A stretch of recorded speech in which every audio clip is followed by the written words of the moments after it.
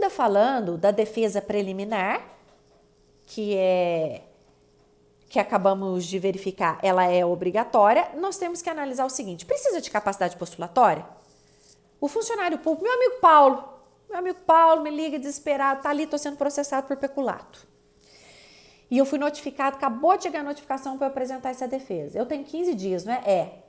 Eu mesmo posso fazer essa defesa, mas eu não quero usar meu OAB. Eu não quero fazer uso da minha OAB. Eu mesmo posso fazer? Como? Sem intermédio de um advogado? Ou eu preciso de um advogado? Vou falar, amigo, fica tranquilo, você pode fazer, você escreve super bem, você é o cara. Pode fazer a sua defesa. Portanto, não existe capacidade postulatória. Pode ser feito pelo próprio denunciado. Pode, se ele quiser, obviamente ele pode contar aí com o auxílio de um defensor.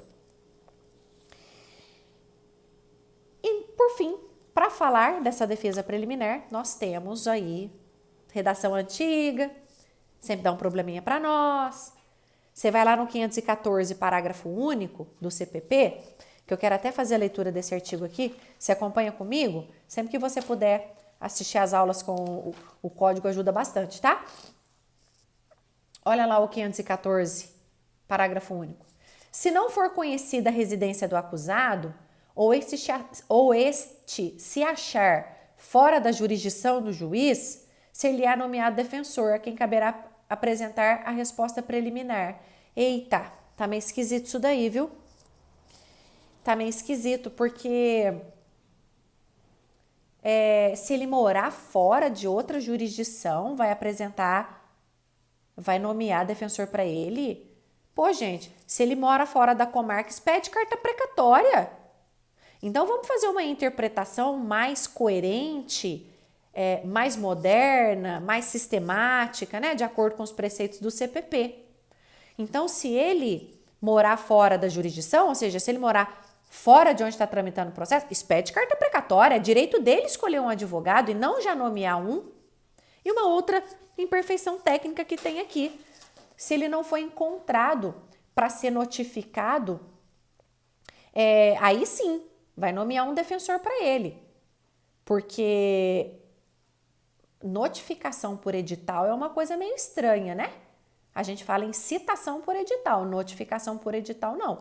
Então, se ele não for conhecido, se for desconhecido a localização, aí nomeia um defensor. Aí depois, quando ele fosse citado, aí sim que a gente usa as regras de citação por edital. Mas se ele morar em outra cidade e eu souber o endereço dele, não vai nomear defensor não, viu? Vai expedir precatória para ele providenciar, se for o caso, o defensor dele. Então, vamos reler o parágrafo único do 514 com um certo cuidado. Beleza? Muito bem, vamos seguir nos passos aí do rito do especial que nós estamos lidando. E a gente vai agora, depois de oferecida essa defesa preliminar, o juiz vai tomar uma decisão de rejeitar ou de receber. Se o juiz rejeitar essa defesa preliminar, não. Se o juiz rejeitar a denúncia, ele vai rejeitar fundamentamente nos termos do artigo 395 do CPP, que é um artigo que eu costumo falar para vocês que é um artigo universal, que é um artigo geral, e ele então vai explicar porque que ele está rejeitando. Rejeitou, acabou, vamos embora para casa. Mas se ele receber, aí sim é que a gente vai agora agregar aqui um rito que vocês já conheceram e que nós já estudamos. Se o juiz receber a denúncia, a partir daí, os atos subsequentes serão os mesmos do procedimento ordinário. Vale lembrar. Quais são os ritos, quais são as fases do rito ordinário mesmo? Depois que o juiz recebe. Porque é a partir do recebimento que eu vou chamar o procedimento ordinário. Depois do recebimento, virá a citação do acusado. Depois da citação, apresentação de agora uma nova defesa inicial, que é a resposta à acusação, e aí sim, é nessa defesa que o réu, que é funcionário público, que vai arrolar as suas testemunhas. Quantas testemunhas? 8. Nós não estamos no rito ordinário? 8 testemunhas. Por isso que eu falei para vocês, não arrole testemunhas na defesa preliminar, porque depois a gente vai ter a resposta à acusação, porque o rito do funcionário público, acompanha comigo, vê se tá batendo com o que você está entendendo. Vai ter a denúncia, vai ter a defesa preliminar e vai ter o recebimento ou rejeição. Recebeu, daqui para frente, rito ordinário. E o rito ordinário é citação, resposta à acusação, possibilidade de absolvição sumária, audiência de instrução e julgamento, sentença. Sempre será o rito ordinário? Sempre, independentemente da pena? Sim, com uma ressalva. A partir do momento que o juiz receber a denúncia, vai de fato seguir as regras do procedimento ordinário. E o procedimento ordinário é caracterizado por ter 8 testemunhas, a audiência de instrução e julgamento é marcado no prazo de 60 dias, ao final da audiência de instrução e julgamento tem a possibilidade de pedir diligências, é isso que caracteriza o ordinário. Independentemente da pena do crime a ser analisado, vai ser aplicado este procedimento ordinário. Qual é a ressalva? A ressalva é que se o crime for de menor potencial ofensivo, aí, se ele for de menor potencial ofensivo, aí deverão ser aplicados, oferecidos os institutos previstos lá na lei do juizado especial. E aí sim, também seguirá o rito sumaríssimo, se o crime for de menor potencial ofensivo. É assim que as coisas funcionam. Mas eu só vou adotar o procedimento ordinário ou sumaríssimo a partir do recebimento da denúncia. Lembrem que estamos diante de um réu que é funcionário público e que cometeu um crime que prejudicaria a administração pública. Por isso que é muito importante conservar a particularidade do rito no sentido de dar a ele sempre a oportunidade de apresentar essa defesa preliminar. Aí sim, apresentada a defesa preliminar e recebida a denúncia, ou seja, superada essa fase peculiar, aí sim, a partir do recebimento da denúncia, será adotado o procedimento ordinário ou, se de menor potencial ofensivo, o sumaríssimo, aplicando aí todos os institutos despenalizadores previstos na lei do juizado especial. Ok, doutores? Então, no que diz respeito aos crimes funcionais praticados por funcionário público, é isso que a gente tinha que falar. E agora, para dar aquela visão geral, extremamente importante, vamos recapitular quais são os passos do rito: oferecimento da denúncia, notificação para defesa preliminar em 15 dias, rejeição ou recebimento da denúncia, citação, resposta à acusação, absolvição sumária, possibilidade de absolvição sumária, audiência de instrução e julgamento. Obviamente, se seguir as regras do rito ordinário. Lembrando que se o crime for de menor potencial ofensivo, já disse e repito, vamos lá para as regras da Lei 9.099. Beleza? Só fica atento, por favor, se o crime é afiançável, porque se for inafiançável não acaba esse rito. Se essa pessoa, ela cometeu o crime de fato, vestida da característica de funcionário público, essa particularidade que nós estudamos só será aplicado ao funcionário público, o corréu não vai ter essa prerrogativa. Paulo e eu cometemos crime, eu auxiliei o Paulo no cometimento do crime de peculato, eu não vou ter essa prerrogativa dessa defesa preliminar, assim como também se Paulo cometer crime de peculato e lesão corporal, a defesa preliminar vai ser só em relação ao peculato e não, ele só vai poder discutir sobre o crime de peculato e não voltado ao crime de lesão corporal. Ok? A gente fica bem fechado mesmo no que diz respeito a crime ser funcional e praticado por funcionário público. Joia! Encerrada essa parte, e aí eu consigo aproveitar esse último momento aí do vídeo para brevemente apresentar para vocês mais não sei nem se é rito especial, porque é uma característica especial. Eu gosto de chamar de característica especial, mas o CPP elenca como um procedimento especial dos crimes contra a honra. Então, um grande tópico da nossa aula agora, vamos abrir um novo tópico, procedimento especial dos crimes contra a honra. Para isso, você vai agora lá para o 519 a 523, praticamente na sequência aí que a gente está estudando. 519 a 523. Doutores, vamos falar uma coisa meio óbvia? Se você ler aí o 519, em cima aí, vai estar assim, ó, do processo de julgamento dos crimes de calúnia e injúria, de competência do juiz singular. Calúnia e injúria, faltou a difamação. Ah, vamos chamar a difamação aqui, né?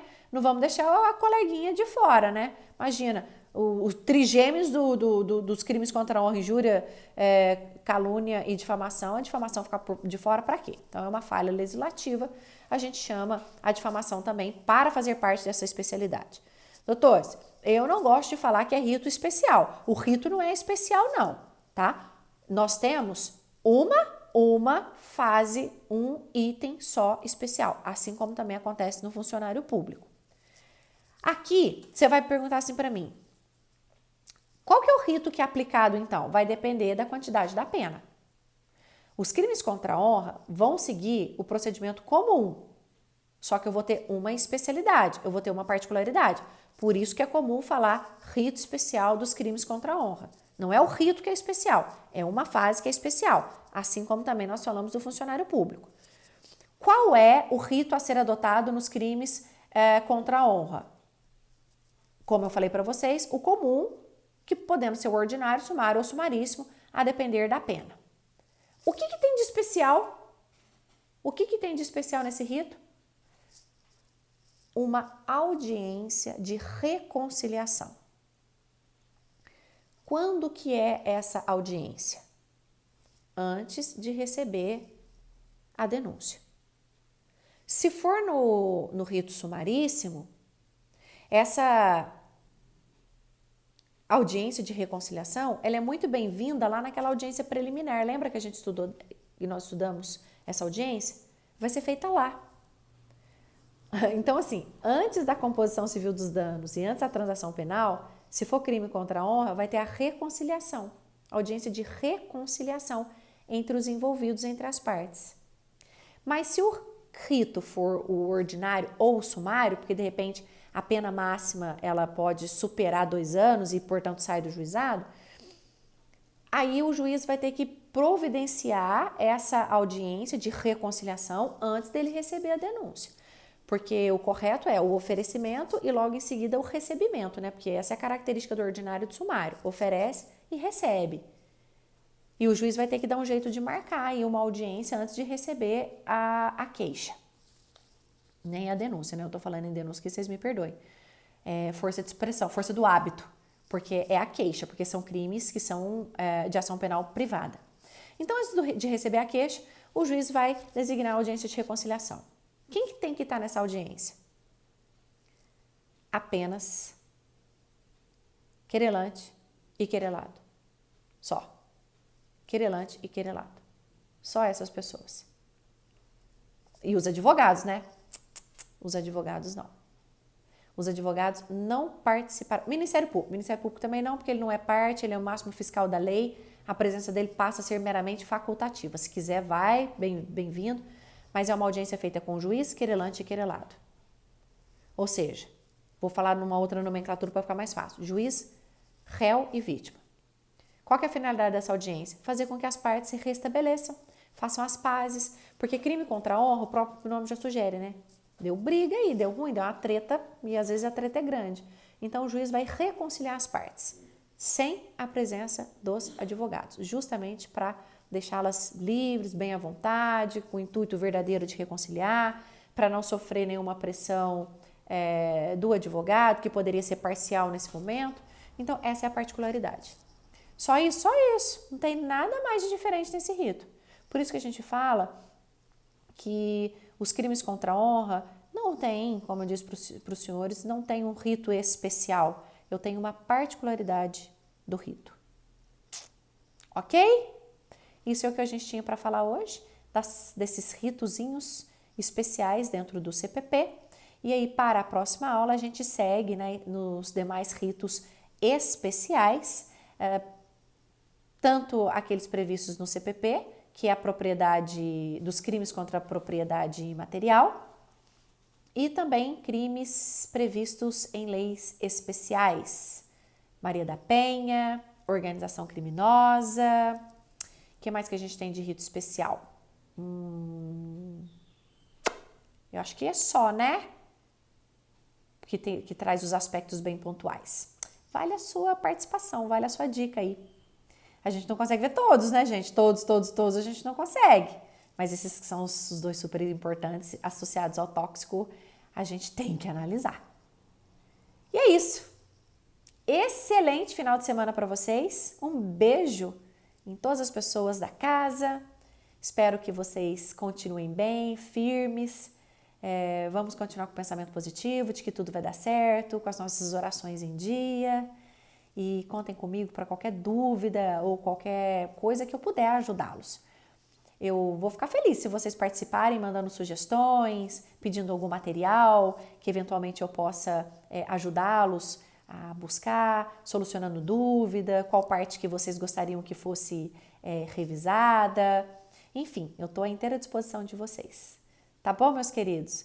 Tô morrendo de saudade de vocês. Tô morrendo de saudade.